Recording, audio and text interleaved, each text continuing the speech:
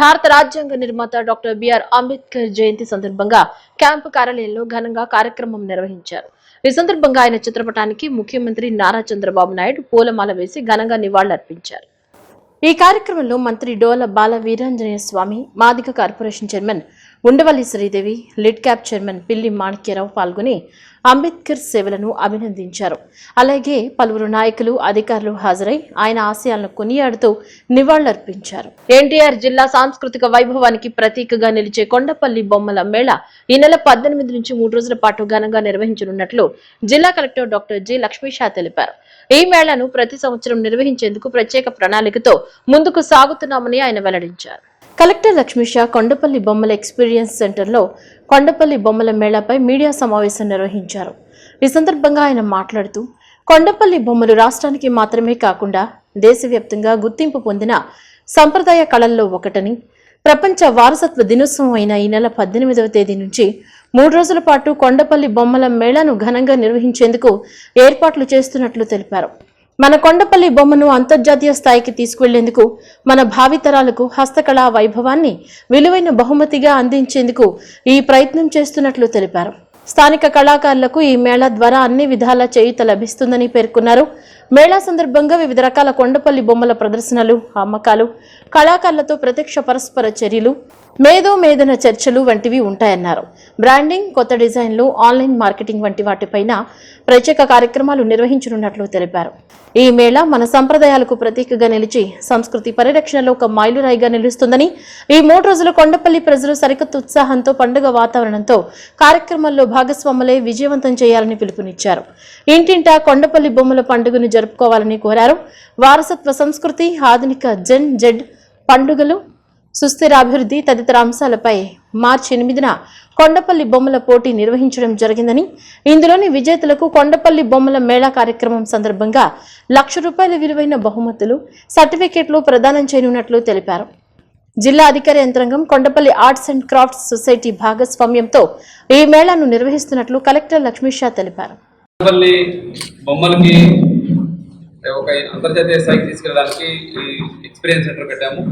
Experience సెంటర్తో పాటు ఇక్కడ events కూడా జరగాలి ప్రాపర్గా. కాబట్టి వరల్డ్ హెరిటేజ్ డే ఏప్రిల్ 18న జరగబోతోంది. దాంట్లో భాగంగా కొండపల్లి బొమ్మల మేళా ఉత్సవ ఒక ఫెస్టివల్ లాగా కొండపల్లిలో చేయాల్సి ఉంది. దీనికి ఇది ఒక యాన్యువల్ ఈవెంట్ లాగా ప్రతి సంవత్సరం వరల్డ్ హెరిటేజ్ డే రోజున 3 రోజులు ఇక్కడ ఉత్సవాలు జరుగుతాయి. కొండపల్లి బొమ్మల ఉత్సవాలు ఎలాగైతే మైసూరు దసరా జరుగుతుందో, విజయవాడ ఉత్సవం జరుగుతుందో, అలాగే అక్కడ ఇది వెస్ట్ బెంగాల్లో కోల్కతాలో దసరా జరుగుతుందో, అట్లా కొండపల్లిలో ప్రతి సంవత్సరం 3 రోజులు కొండపల్లి బొమ్మల ఉత్సవాలు జరుగుతాయి.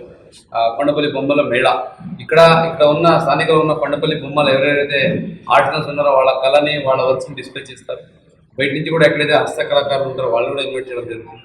3 రోజుల్లో డిఫరెంట్గా పెట్టుకుంటూ డిస్కషన్స్, మార్కెట్ లింకేజ్, బ్రాండింగ్, అలాగే ఆన్లైన్ మార్కెటింగ్, ఇన్నోవేటివ్ డిజైన్స్ ఈ ప్రకారం ముందుకు తీసుకోవడం జరుగుతుంది.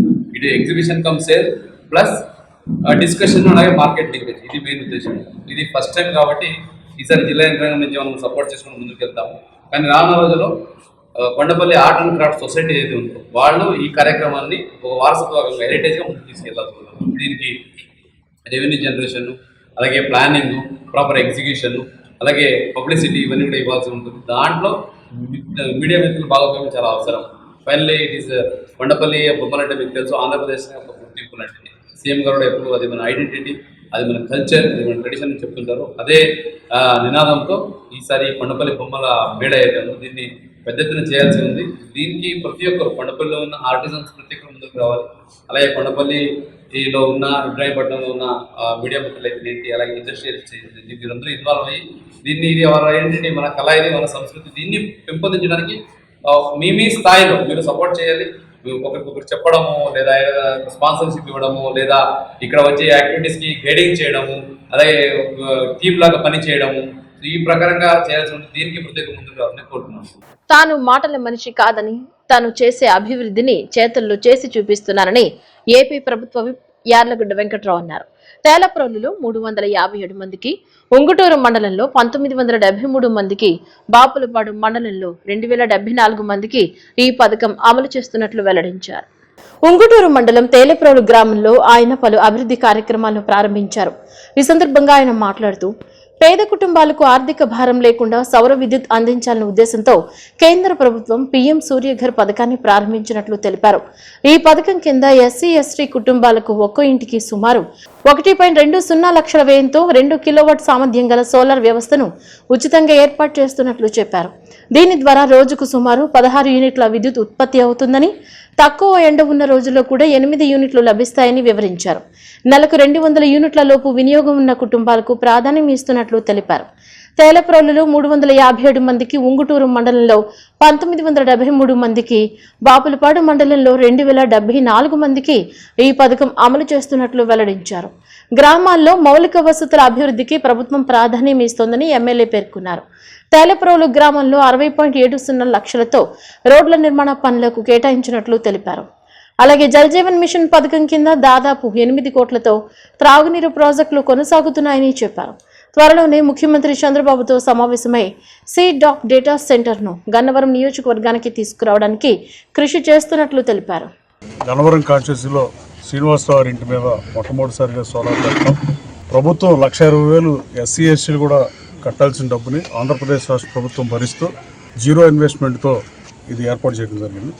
రోజుకు 16 యూనిట్లు జనరేట్ చేసే ఈ సోలార్ సిస్టమ్ ఈవెన్ ఎండ లేకపోయినా 8 యూనిట్స్ జనరేట్ చేస్తారు. అసలు మామూలుగానే వీళ్ళు కరెంటు బిల్ కట్టిన పరిస్థితి 170 యూనిట్ల లోపే వాడుతున్నారు, 200 యూనిట్లు ఉన్నారు.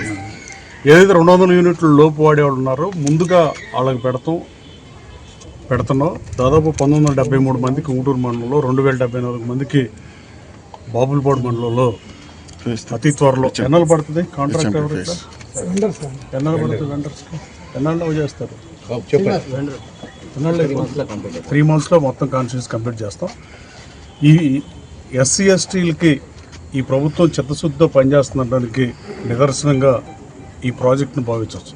ఎక్కడైతే కానీ రెక్కాడితే డొక్కాడిన వాళ్ళు ఉన్నారో, ఎవరైతే పవర్ బిల్ కట్టుకోలేరో, ఎవరైతే బిలో పవర్టీ లేని ఉన్నారో వాళ్ళకి రాష్ట్ర ప్రభుత్వమే 1,20,000 రూపాయలని రాష్ట్ర ప్రభుత్వ ఖజానా నుంచి కట్టి వీళ్ళకి ఫ్రీగా ఇవ్వడం జరుగుతుంది. వీళ్ళకి డెఫినెట్గా రాబోయే కాలంలో without investment they are going to get something. ఎంతో కొంత డబ్బులు వీళ్ళకే వెనక్కొచ్చే పరిస్థితి ఉంది.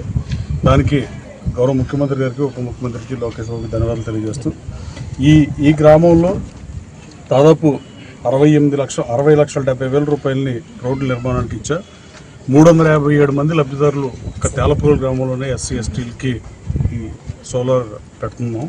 అలాగే 2 kV కెపాసిటీ. ఉంగుటూరు మండలంలో ఉంగుటూరులో 623 మందికి పెడుతున్నాం. అలాగే జేజేఎం జల్ జీవన్ మిషన్లో ఉంగుటూరు మండలంలో దాదాపు 2.5 కోట్ల రూపాయలు టెండర్లు ప్రాసెస్లో ఉన్నాయి. టెండర్లు పిలుస్తారు త్వరలో. అలాగే బాపులపాడు మండలంలో అయితే 4,41,00,000. అలాగే బూత్మిల్పాడు, బీబీగూడెం, ముస్తాబాద్ ఈ గ్రామాల్లో 1,36,00,000 పెట్టి జల్ జీవన్ మిషన్ నుంచి దాదాపు ఏమైనా కానీ ఒక 8 కోట్ల రూపాయలతో అభివృద్ధి పనులు చేపట్టాం. మీకేమన్నా ఖర్చు అయిందండి? సార్ మాకు ఏం ఖర్చు కాలేదు. మాకు ఏం ఖర్చు కాకుండా మాకు ఇచ్చినందుకు చాలా వీళ్ళకి లాభం వస్తుంది రేపటి నుంచి. దీనివల్ల మీకు ఉపయోగం తెలుస్తుందా? సార్ ఉపయోగం అంటే ఇంతవరకు వాడలేదు కదా. ఎక్కడ బయట కూడా మేము వినడానికి వినలేదు ఉపయోగంగా ఉందని. అయినా లేదు కదా బిగిస్తాం. ముఖ్యమంత్రి గారికి ధన్యవాదాలు చెప్పండి. సీఎం గారికి పెట్టుబడి లేకుండా పెట్టారు కదా సోలార్. ధన్యవాదాలండి. నాకైతే ఏమీ తెలియదు అసలు దీని గురించి మనకి బాగుంది. లైన్లో ఉందండి అప్లికేషన్. సరే మీ ఇష్టం అన్నాను. నా పేరు ఉంది, దాని పేరు ప్రకారం మాకు సీఎంఆర్ఎఫ్ కూడా వచ్చింది కదా కూడా చెప్పారు సార్. అది సీఎం రిలీఫ్ ఫండ్ కూడా మాకు 1,00,000 రూపాయలు క్యాష్ వచ్చిందండి. అంటారు నరాలు దానికి సంబంధించి పాఠాల్లో ఎవరికండి ఇంట్లో ఎవరికి వచ్చిందండి? Okay okay. ఈ ఎమ్మెల్యే గారు పాఠాల్లో మాకు అందిందండి. ఇప్పుడు ప్రభుత్వ పనితీరు బాగుందా? పని బాగుందండి, మాకు చాలా నచ్చింది. మచిలీపట్నంలో మాజీ మంత్రి కటారి ఈశ్వర్ కుమార్ నివాసంలో జరిగిన దొంగతనం కేసులో ప్రధాన నిందితుడిని అరెస్టు చేశామని జిల్లా ఎస్పీ విద్యాసాగర్ నాయుడు తెలిపారు. ఆధారాలు లభించకపోయినప్పటికీ సాంకేతిక ఆధారాలు, మానవ మేధస్సుతో గుడివాడ 2 టౌన్ పోలీసులు నిందితుడిని గుర్తించి అదుపులోకి తీసుకున్నట్లు వివరించారు.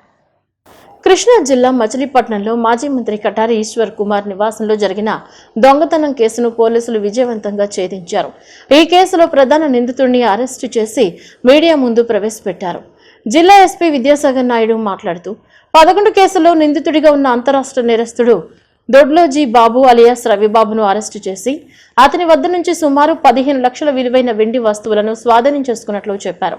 నిందితుడు లారీ క్లీనర్ గా పనిచేస్తూ చెడు వ్యసనాలకు బానిసై సులభంగా డబ్బు సంపాదించాలనే ఆశతో దొంగతనాలకు పాల్పడుతున్నాడని తెలిపారు. గుడివాడ 2 టౌన్ పరిధిలోని ఆంజనేయపేటలో నివసించే మాజీ మంత్రి కటారి ఈశ్వర్ కుమార్ ఇంట్లో ఈ ఏడాది మార్చి 14న జరిగిన దొంగతనంపై ఫిర్యాదు అందిన వెంటనే కేసు నమోదు చేసి దర్యాప్తు చేపట్టారని, ఘటనా స్థలంలో ఎటువంటి ఆధారాలు లభించకపోయినప్పటికీ సాంకేతిక ఆధారాలు మరియు మానవ మేధస్సుతో గుడివాడ 2 టౌన్ పోలీసులు నిందితుడిని గుర్తించి అదుపులోకి తీసుకున్నట్లు చెప్పారు. ఈ కేసు ఛేదనలో పాల్గొన్న పోలీసు బృందాన్ని ఎస్పీ విద్యాసాగర్ నాయుడు అభినందించారు. ఈ కేసులో నిందితుడితో పాటు అతనికి సహకరించిన మరో 2 కూడా అదుపులోకి తీసుకుని రిమాండ్కి పంపినట్లు వెల్లడించారు. మాకు ఒక ఫిర్యాదు వచ్చింది. గుడివాడ పట్నం 2 టౌన్ పోలీస్ స్టేషన్ పరిధిలో ఎక్స్ మినిస్టర్ కటారి ఈశ్వర్ గారు అని చెప్పి ఆయన ఇంట్లో అరౌండ్ వాళ్ళు 14 to 18 మధ్యలో ఊరు వదిలి బయటకు వెళ్ళడం, ఆ వెళ్ళిన సమయంలో వాళ్ళ ఇంట్లో చోరీ జరిగిందని చెప్పి ఇన్ఫర్మేషన్ రావడం జరిగింది. అండ్ దాని బేస్డ్గా 18న కేసు నమోదు చేసి 2 టౌన్ ఇన్స్పెక్టర్ హనీష్ ఇంకా వారి సిబ్బంది దీని మీద దర్యాప్తు ప్రారంభించారు. ముఖ్యంగా దీంట్లో ఏంటంటే సంఘటనా స్థలంలో ఎటువంటి మనకి ఫిజికల్ ఎవిడెన్స్ దొరకకపోయినా సరే దీన్ని టెక్నికల్ ఎవిడెన్స్ సహాయంతో around approximately 5 kilos hard silver వరకు ఇక్కడ పోయిందాన్ని రికవరీ చేయడం జరిగింది. దీనిలో ఏంటంటే దొడ్లోజీ బాబు అలియాస్ రవి అనే అతను లారీ క్లీనర్గా పనిచేస్తుంటాడు. ఇతను ఎక్కువ ఈ వ్యసనాలకు జలసాలకు అలవాటు పడిపోయి ఈ డబ్బులు సంపాదించాలన్న ఉద్దేశంతో దొంగతనం వైపుకి రావడం జరిగింది. ముఖ్యంగా ఇతని మీద ఇప్పటి వరకు 11 దొంగతనం కేసులు అనేవి నమోదు కాబడి ఉన్నాయి. ముఖ్యంగా మనం చూసుకుంటే తెలంగాణ, ఆంధ్రప్రదేశ్ 2 రాష్ట్రాల్లోనూ ముఖ్యంగా హైదరాబాద్, ఎస్ఆర్ నగర్, అదేవిధంగా మన చిలకలూరుపేట, నెల్లూరు, తణుకు, ఇంతేకాకుండా ఎన్టీఆర్ జిల్లా ప్రాంతాల్లో ఇతను ఇంతకుముందు దొంగతనాలు చేయడం జరిగింది. టోటల్ 11 కేసెస్ ఉన్నాయి. చివరిగా ఏంటంటే భవానీపురం, సత్యనారాయణపురం స్టేషన్లోని కేసుల్లో అరెస్ట్ కాబడి 23/2/26న బెయిల్పై విడుదలై మళ్ళీ ఇమీడియట్గా ఇది చేయడం జరిగింది. ఈ నేపథ్యంలో ఏంటంటే దొంగతనం చేయడానికి తాళం వేసిన నీళ్ళ కోసం రెక్కీ చేస్తూ ఉంటాడు. ఇతను సైకిల్స్ మీద ఇక్కడ రెక్కీ చేస్తుంటాడు. ప్రత్యేకమైన ఇంటి తాళాలు అవి పగలగొట్టని ప్రత్యేకమైన రాడ్లను తయారు చేసుకుని చుట్టుపక్కల ఎవరూ లేని సమయంలో తాళం పగలగొట్టి ఇంట్లోని బీరువాలో వెండి వస్తువులు అనేవి దొంగలించుకోవడం జరిగింది. అయితే ఏంటంటే ఇతనికి సహకరించిన 2 లేడీస్ కూడా ఉన్నారు. ఆ మహిళా ముద్దాయిలను కూడా ఇతనితో పాటు రిమాండ్కి పంపించడం జరుగుతుంది. అంబేద్కర్ రచించిన రాజ్యాంగం వల్లనే భారతదేశంలో ప్రపంచవ్యాప్తంగా కీర్తిగాంచిందని మాజీ మంత్రి వెల్లంపల్లి శ్రీనివాస్ అన్నారు. జగన్ పాలనలో అంబేద్కర్ రాజ్యాంగం పూర్తి స్థాయిలో అమలైందని, కూటమి పాలనలో రెడ్ బుక్ రాజ్యాంగం అమలవుతుందని ఆయన విమర్శించారు. అంబేద్కర్ ఆశించిన రాజ్యాంగ స్ఫూర్తి, సంక్షేమ పాలన రావాలంటే మళ్లీ జగన్మోహన్ రెడ్డి అధికారంలోకి రావాలని ఆయన ఆకాంక్షించారు. విజయవాడ పశ్చిమ నియోజకవర్గ పరిధిలోని బ్రాహ్మణ వీధిలో గల వైఎస్ఆర్ కాంగ్రెస్ పార్టీ కార్యాలయంలో డాక్టర్ బిఆర్ అంబేద్కర్ జయంతి వేడుకలు ఘనంగా జరిగాయి. ఎన్టీఆర్ జిల్లా ఎస్సీసెల్ అధ్యక్షులు పొలిమెట్ల శరత్, నియోజకవర్గ ఎస్సీసెల్ అధ్యక్షులు గంపల నవీన్ కుమార్ ఆధ్వర్యంలో నిర్వహించిన ఈ కార్యక్రమానికి మాజీ మంత్రి, పశ్చిమ నియోజకవర్గ వైసీపీ ఇన్ఛార్జ్ వెల్లంపల్లి శ్రీనివాసరావు ముఖ్య అతిథిగా హాజరయ్యారు. బాబాసాహెబ్ చిత్రపటానికి పూలమాలలు వేసి ఘనంగా నివాళులర్పించిన అనంతరం ఆయన మాట్లాడుతూ అంబేద్కర్ రాజ్యాంగం వల్లనే భారతదేశ కీర్తి ప్రతిష్టలు ప్రపంచ వ్యాప్తమయ్యాయని కొనియాడారు. అంబేద్కర్ ఆశయాలను క్షేత్రస్థాయిలో నిజం చేసిన ఘనత వైఎస్ జగన్మోహన్ రెడ్డికే దక్కుతుందన్నారు. కుల, మత, రాజకీయాలకు అతీతంగా అర్హులైన ప్రతి పేదవాడికి సంక్షేమ పథకాలు అందించిన ఏకైక నాయకుడు జగన్ అని స్పష్టం చేశారు. కూటమి ప్రభుత్వం అంబేద్కర్ రాజ్యాంగాన్ని పూర్తిగా తుంగలో తొక్కిందని, రాష్ట్రంలో లోకేష్ రాసిన రెడ్ బుక్ రాజ్యాంగం అమలవుతుందని విమర్శించారు. రాష్ట్రంలో అరాచక పాలన, గూండాగిరి, భూదందాలు పెరిగిపోయాయని మండిపడ్డారు. అంబేద్కర్ ఆశయాలు మళ్లీ వర్ధిల్లాలన్నా, రాజ్యాంగ స్ఫూర్తితో సంక్షేమ పాలన సాగాలంటే జగన్ నాయకత్వంలోనే సాధ్యమని వెల్లంపల్లి పునరుద్ఘాటించారు. ఈ వేడుకల్లో మాజీ కార్పొరేటర్లు, పార్టీ ముఖ్య నేతలు, భారీ సంఖ్యలో కార్యకర్తలు మరియు అభిమానులు పాల్గొన్నారు. అంబేద్కర్ గారి జయంతి సందర్భంగా ఈ రోజు విజయవాడ వైఎస్ఆర్ కాంగ్రెస్ పార్టీ పశ్చిమ నియోజకవర్గ కార్యాలయంలో మా విజయవాడ ఎస్ఎస్ఎల్ ఆధ్వర్యంలో ఘనంగా కూడా వారికి నివాళులర్పించడం జరిగింది. ప్రతి ఒక్కళ్ళు కూడా ఈ రోజు మన భారతదేశంలో ప్రపంచవ్యాప్తంగా చూసుకుంటే భారతదేశానికి ఒక ప్రత్యేకమైన చరిత్ర ఉంది. ఆ చరిత్రే అంబేద్కర్ గారి యొక్క రాజ్యాంగం. ఆ రాజ్యాంగం ద్వారా ఈ రోజు భారతదేశంలో గాని, ముఖ్యంగా మన ఆంధ్ర రాష్ట్రంలో గాని పరిపాలన అభివృద్ధి జరిగిందంటే వారి యొక్క ముందు చూపు, ముందు ఆలోచనలే.